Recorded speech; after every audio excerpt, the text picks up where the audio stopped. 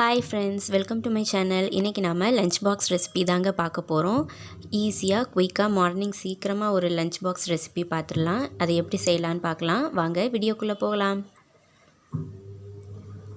இப்போ ஒரு 2 ஸ்பூன் அளவு ஆயில் ஆட் பண்ணிக்கிறேன். 1 ஸ்பூன் அளவு சோம்பு ஆட் பண்ணிக்கோங்க. ஒரு பெரிய சைஸ் வெங்காயம் இந்த மாதிரி நீல வாக்கில் கட் பண்ணி ஆட் பண்ணிக்கோங்க. வெங்காயம் நல்லா வெந்ததுக்கப்புறம் 2 மீடியம் சைஸ் தக்காளி ஆட் பண்ணிக்கலாம். தக்காளி வேகிறதுக்காக ஒரு பிஞ்ச் அளவு கல்லுப்பு நான் ஆட் பண்ணிக்கிறேன். சீக்கிரம் வெந்துடும் தக்காளி, அதனால்.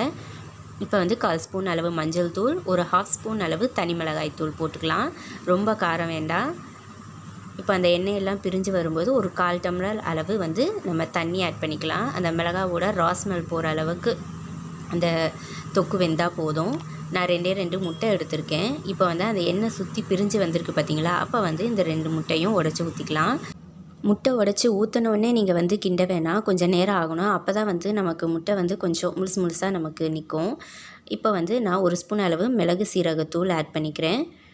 அவ்வளோதான். இந்த கருவேப்பிலை போட்டு நம்ம ஸ்டவ் ஆஃப் பண்ணிக்கலாம். இன்கேஸ் இந்த குழந்தைங்கள்லாம் ஸ்கூலுக்கு கொண்டு போகும்போது முட்டையெல்லாம் எடுத்து சாப்பிட கொஞ்சம் ஷையாக ஃபீல் பண்ணுவாங்க. ஆஃபீஸ்லேயுமே அப்படி தான். அதனால் மோஸ்ட்லி நிறைய பேர் எக்கு அவாய்ட் பண்ணிப்பாங்க.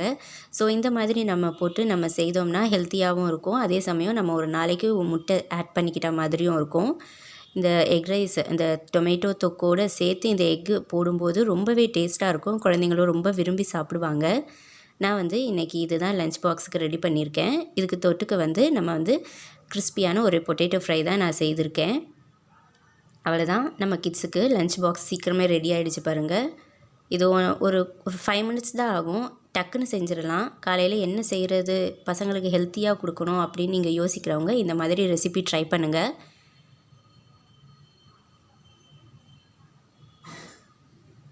இது நானே செய்த பேஸ்கெட்டுங்க. என்னோடய பையனுக்காக நான் செஞ்ச பேஸ்கெட் இது.